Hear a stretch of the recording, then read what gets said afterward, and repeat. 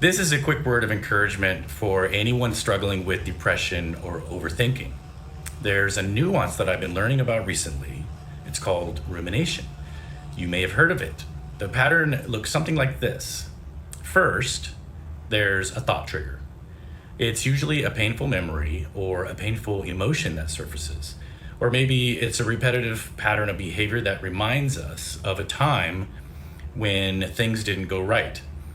We repeat the narrative in our minds. We might say things to ourselves like, I failed, I'm not good enough, something's wrong with me, I can't do this. Secondly, rumination occurs. Rumination is a sustained, repetitive pattern of thinking, often negative. It's a mental loop of worry, brooding, and trying to figure it out. We try to solve it by thinking about it. We might think, why do I feel like this? What does this say about me?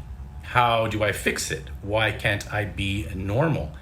This is actually where the trap is, though. Rumination is especially difficult for those of us who possess a mind that enjoys solving problems, and maybe we're very good at it.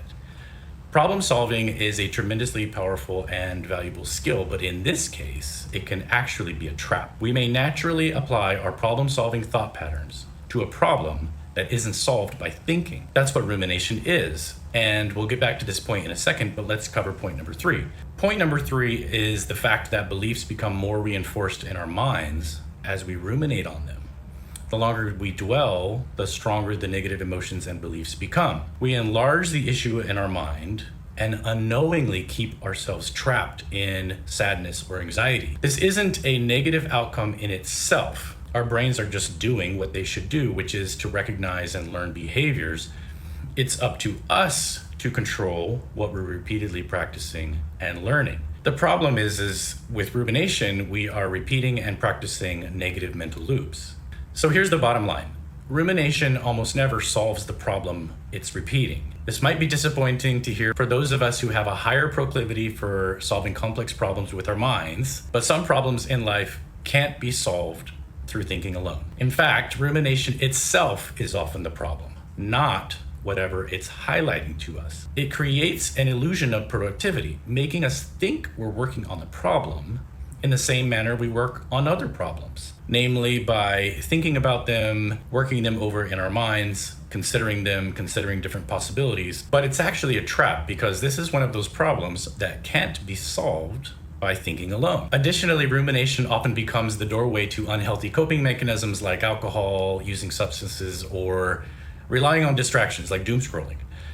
Because as we get increasingly frustrated with our inability to solve the problem we ruminate on, we seek to simply numb that thought pattern to get some relief from it. And this is actually the wild part here. Most people who struggle with depression don't even realize how much they're ruminating because it feels like we're trying to help ourselves. But in reality, we're just rehearsing pain over and over without resolution. And for anyone who's experienced this, you know exactly what I'm talking about. Okay, we've talked about the issue. Let's talk about how to get past it. Notice I said get past it, not fix it.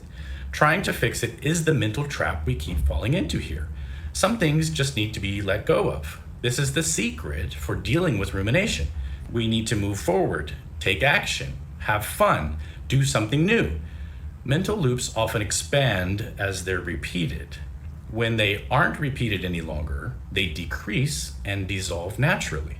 The answer is to leave the confines of the mind and to take action in real life.